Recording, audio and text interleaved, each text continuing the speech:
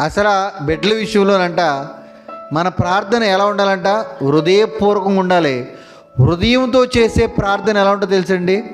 నదీ ప్రవాహం ఎలా ఉంటుందో అట్టి రీతిగా మన కన్నీళ్ళు నదీ ప్రవాహం వలె ఆయన పాదాల దగ్గర నుంచి అలా వెళ్ళిపోతూ ఉంటుందంటండి. ఎలాంటి ప్రార్థన?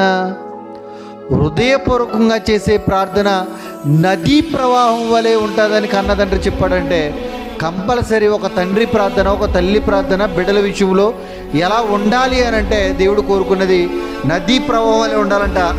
నేను నీకు పిల్లల్ని ఇచ్చాను గనుక ఆ పిల్లలు క్షేమంగా, సురక్షితంగా, చక్కటి ఆరోగ్యంతో నా యందు భయభక్తులు కలిగి ఉండాలంటే నువ్వు కన్నీళ్ళు పెట్టుకుని వాళ్ళ దగ్గర వేడాలి. అది కూడా హృదయపూర్వకంగా ఉండాలి. నదీ ప్రవాహం చేసినట్టుగా నీ కన్నీళ్ళు ఉండాలి. దానికి విరామం ఉండకూడదు.